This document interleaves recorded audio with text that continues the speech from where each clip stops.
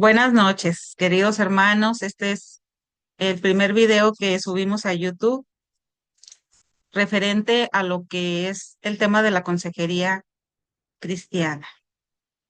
Tenemos un diplomado de consejería bíblica en familiología y lo que vamos a hacer esta noche es dar una introducción al diplomado, que viene siendo la caja de herramientas de el diplomado de consejería.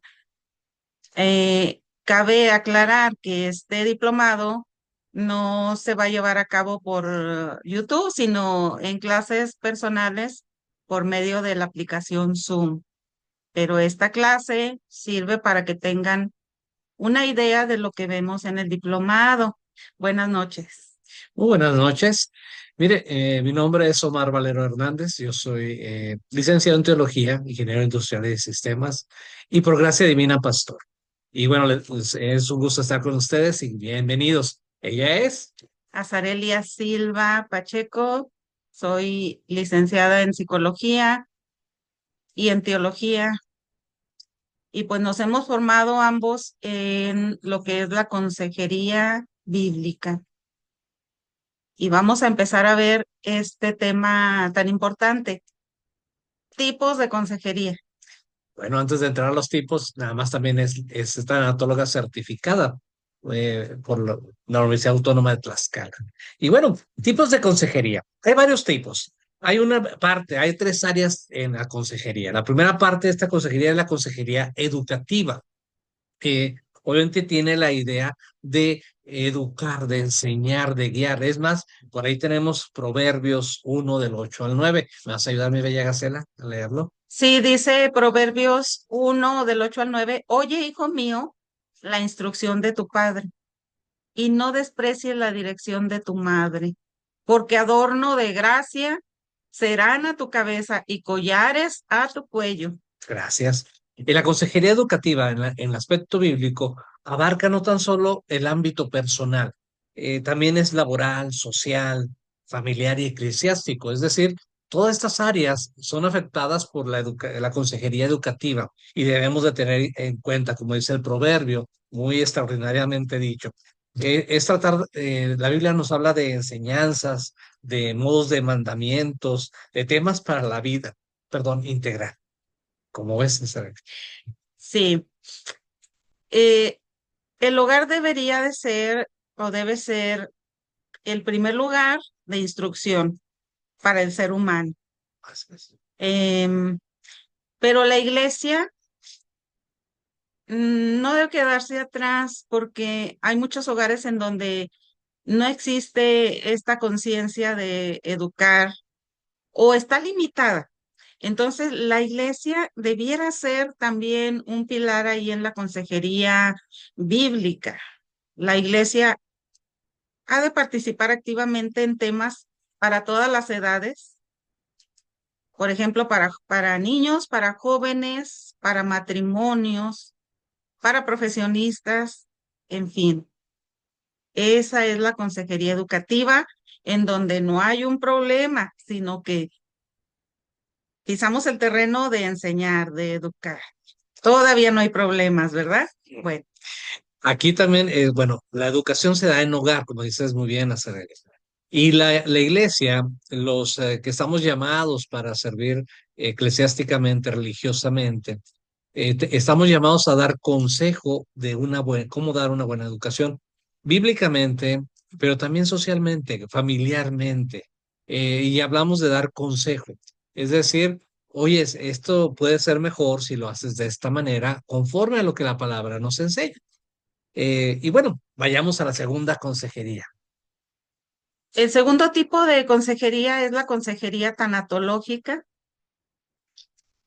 y según nuestros diplomados, a a este ámbito de la consejería tanatológica le damos un lugar aparte en un diplomado que se llama de tanatología cristiana. 25 clases de hora y media dedicados a la tanatología cristiana. Pero también los del diplomado de consejería deben tener ideas deben tener conocimientos elementales sobre los duelos. Bueno, es el consejo que se hace necesario para comprender los procesos de duelo propios y de otras personas. En este conocimiento, gestionarlos saludablemente, entendiendo que todo tipo de pérdida es un duelo, implica un duelo. En la Biblia vemos muchos casos de duelos por pérdidas, pérdidas relacionales, pérdidas materiales, pérdidas de la salud, pérdidas territoriales, de transición en la vida, como por ejemplo lo que se trata en Eclesiastés 12, que narra la transición hacia la vejez. Es una época muy vulnerable del ser humano, pero en otros libros de la Biblia se habla de pérdidas por muerte, por ejemplo, de Ruth, de Job. Y hay otros tipos de duelo, de situaciones difíciles, crisis, como Jeremías. Bueno, esos son algunas menciones que puedo hacer. Sí, sin duda alguna, este es un aspecto que debiéramos de ahondar en las iglesias, porque todos hemos recibido pérdidas, primera, o principalmente de seres amados, pero también pérdidas en otros ámbitos, a veces de trabajo, a veces de circunstancias de vida, a veces de deterioro por la edad propia, pérdidas de facultades y todo esto debiéramos de aprender a resolverlas saludablemente, de una manera bien encaminada. Y hay muchas ideas que dominan a nuestro país, no tan solo a la iglesia en México, sino al país, que norman a veces la forma en que tratamos de ayudar, ¿cómo se llama?, consolar a las personas. Y a veces creemos que porque llegamos ya es más que suficiente para que reciban consuelo a las personas. A veces no hay más que decir, pero a veces decimos, ya llegué, ya ponte a reír. Y no es así. Hay gente que necesita llorar y necesita vivir su duelo. Bueno, es interesante. Podemos pasar a la tercera consejería. La armatiológica, ¿qué nos puedes decir de la consejería armatiológica? Muy bien. Aquí es el arte de aconsejar cuando se ha pecado, cuando has fallado a Dios. El diplomado se llama Diplomado en Consejería Bíblica en Familiología. Nos dimos cuenta durante la pandemia, mi esposa, mi amada esposa y yo, que era necesario hablar de las sinergias que se dan en familia, de las formas que se funciona. Y hay muchas cosas cuando ocurre que alguno de los miembros de la familia, estamos hablando papá, mamá e hijos, que uno de ellos peca, normalmente se piensa primeramente que el que está mal es esa persona nada más, pero debemos reconocer y entender que se vive una dinámica familiar. Entonces, cuando alguien está mal, el grupo, la familia está enferma y debíamos entenderlo. Ahora, hay casos claramente en la Biblia que nos hablan de este tipo de cosas. Por ejemplo, Samuel 12, del 1 al 14, no lo vamos a leer ahorita, pero es la historia de David, cuando es expuesto, confrontado por el profeta Natán. Y le cuento una historia de cómo uno viene y le roba a su única ovejita a otro y la ofrece allá para sus amigos. Y David se molesta mucho y cuando le dice a Natán, pues tú fuiste lo que hiciste con Betsabé al quitarla a su esposo. Ese hombre eres tú. Y ese hombre eres tú, es la palabra que dice. Entonces es una forma de confrontar a las personas con lo que se ha hecho mal delante de Dios, que llamamos pecado, que llamamos esa maldad que existe en los hombres, en todos los hombres, aunque ya somos cristianos, tenemos la tendencia, la tentación para pecar y debemos de aprender. Y armatológicamente es la forma de hablarlo. Muchos le llaman consejería de confrontación. Tienen varios así nombrecitos para ello, pero yo creo que la mejor manera es hablar del consejo armateológico, porque armateológico tiene que ver con la forma en que pecamos y entenderlo de esa manera. ¿Cómo podemos entender qué podemos hacer? Algunos también lo llaman exhortar, pero realmente exhortar tiene que ver con dar un consejo en todos los ámbitos, en todas las áreas. Sacar del error. Y es sacar de un error o enseñar lo correcto, una de las dos aplicaciones. Y pecado, o sea, sí hay y que debemos de atender. Y entonces, en este caso, en nuestro diplomado, nosotros manejamos consejería armatológica. ¿Algún caso? Bueno, como comentario, también utilizamos mucho la palabra confrontar. Entonces, cuando decimos confrontar, no se trata de agredir a la persona, se trata de hablar con comunicación asertiva, en amor. Confrontar significa con, es junto, frente con frente, frontis, frente con frente, es decir, que esa consejería hermatiológica preferentemente se debe dar uno a uno. Cuando yo me doy cuenta que el otro peca, voy frente con frente, a ver, ponte, frente con frente, hablar el asunto Los gringos dirían face to face. para, ajá, para aclarar un asunto, solucionar un conflicto o evitar un conflicto. Frente a frente, en amor, con firmeza, asertivamente. Hay algo más que agregar en esta parte, sobre todo que en esa confrontación no es de uno superior a uno inferior, sino de uno que está caminando, que es fuerte espiritualmente, con uno que ha sido débil y llamarlo para restaurarlo, que es otro tipo de consejería, pero el primer paso es que reconozca que ha pecado y que necesita enfrentar el pecado y solucionarlo delante de Dios. Y luego vendría una consejería que más adelante vamos a explicar. Bueno, el siguiente tipo de consejería es la consejería preventiva. Esta consejería puede brindarse de manera preventiva, como su nombre lo indica. Por ejemplo, consejería prematrimonial. Es decir, es preventiva porque se va a brindar antes de que se presente un conflicto. Se brinda la consejería prematrimonial antes de contraer nupcias o la consejería tanatológica antes de vivir un duelo. ¿Por qué esperar a tener la necesidad encima para buscar o para brindar consejería? ¿No sería mejor tener las herramientas de antemano? Yo te quiero preguntar, ¿en cuántas iglesias crees que se da una consejería prematrimonial para los jóvenes que ya han puesto fecha de casarse? Bueno, yo creo que siendo sinceros y objetivos y sin llegar a ser exagerados, tal vez una de cada 100. Es muy lamentable porque eso tiene que ver, estas consejerías, esta y la que sigue, en tiempo. La que sigue es la que normalmente usamos. Esta es prevenir. Prevenir que el matrimonio, los que se van a casar, sepan cómo funciona el matrimonio. No siempre es un lecho de rosas. De repente van a estar peleados, van a discutir, van a tener decisiones, opiniones diferentes, diversas. Y bueno, vivir un matrimonio es una experiencia y un arte, pero no siempre se dan las cosas como uno quiere.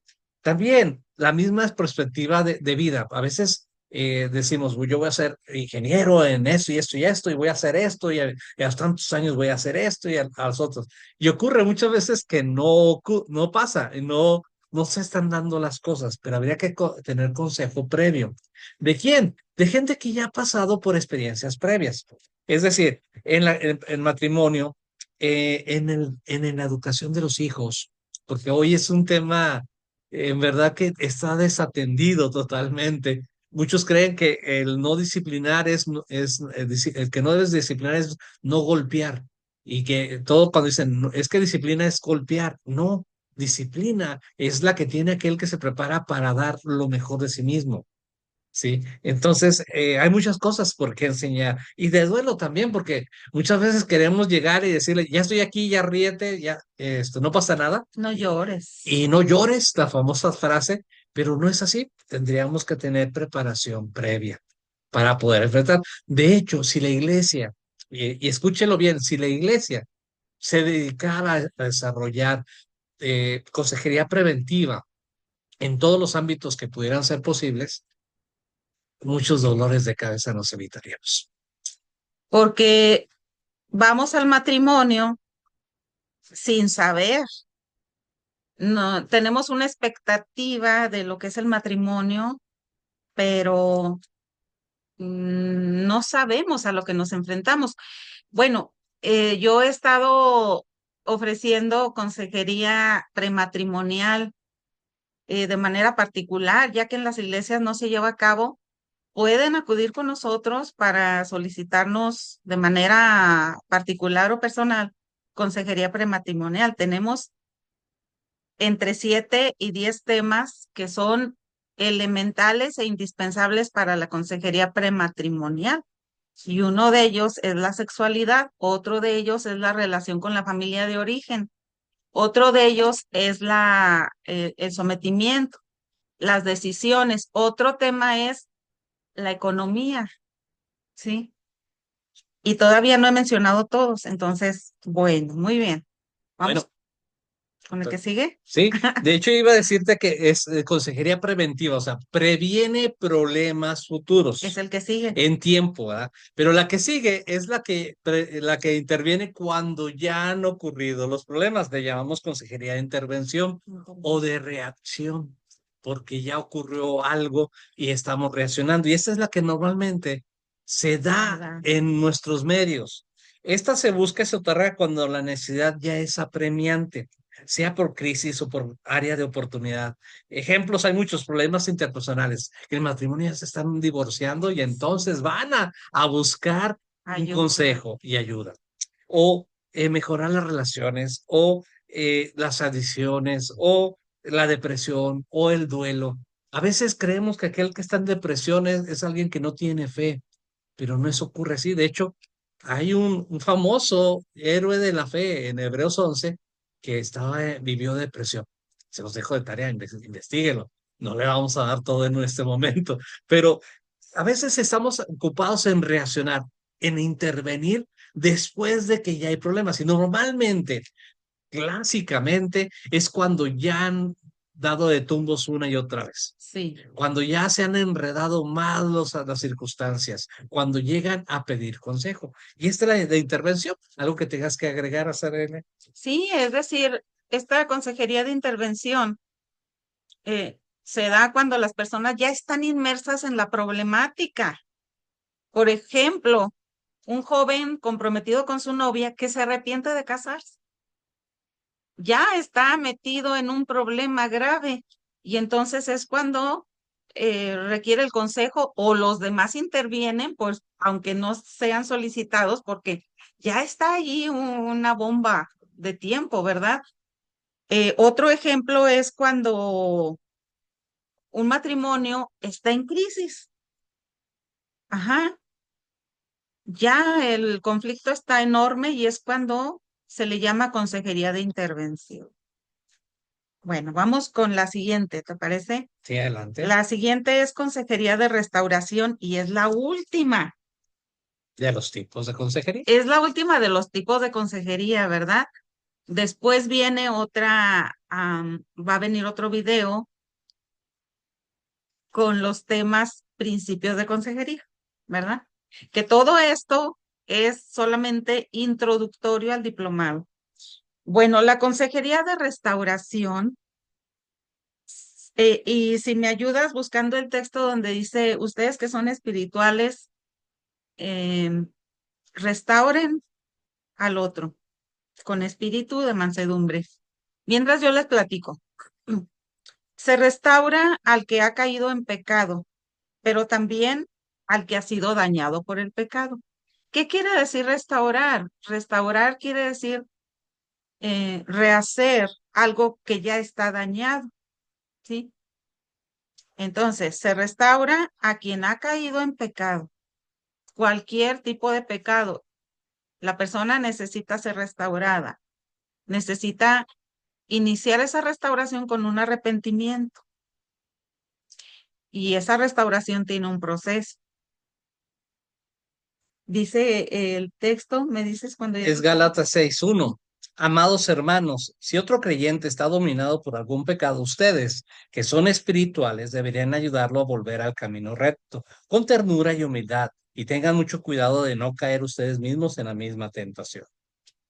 Sí, porque se cometen muchos errores en las iglesias, tristemente, y hemos sido testigos de que la persona no es restaurada, es castigada. De hecho, hay un problema ahí con el concepto de disciplina, ¿sí? Se da una disciplina, en realidad no es disciplina, lo que se hace es un castigo, ¿verdad? Pero las personas han sido dañadas por el pecado, necesitan ser restauradas. Es, ahora, también se comienza con una confrontación, ¿verdad?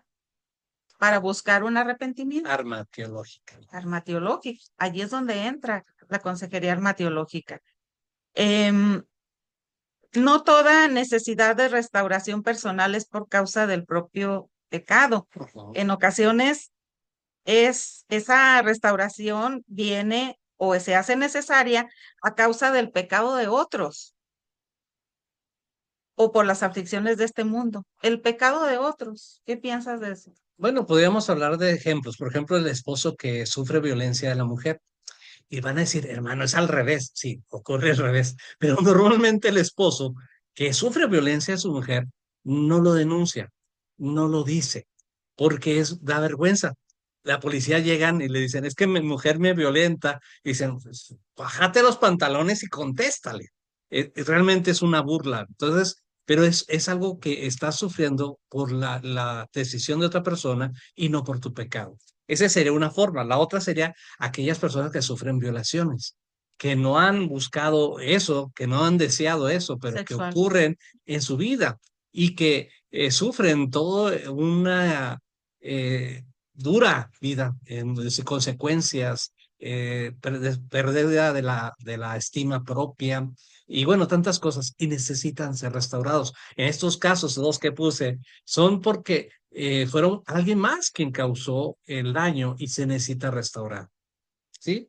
Así es. Entonces, la consejería de restauración es para el que ha pecado, pero también para aquel que ha sufrido las consecuencias del pecado de otro. Ya mi esposo puso dos ejemplos, ¿verdad? Bueno, entonces, pues eso es todo por hoy. Estamos solicitando que se suscriban a este canal de YouTube, ocupados en enseñar a Zarelia y Omar Valero, porque necesitamos, si no me equivoco, 100 suscripciones para poder grabar directamente en YouTube. Este video ha tenido que ser subido de nuestra computadora a YouTube y eso es un proceso difícil, tardado y latoso, ¿verdad? Entonces, el fin es llegar a grabar directamente y en vivo en YouTube y para ello necesitamos esos 100 suscriptores. Apóyenos suscribiéndose y compartiendo este video o la página con otros, solicitándoles que se suscriban también para completar esas 10 personas. Sí. 100, perdón, 100 suscriptores. Bueno, pues no me queda más que decirles que nos vemos próximamente. Y ojalá sigan este canal, que esperamos por la bendición de Dios sea de ayuda, sea de consuelo, sea de ánimo, sea de una enseñanza sencilla para sus vidas. Que Dios les bendiga. Buenas noches. Buenas noches.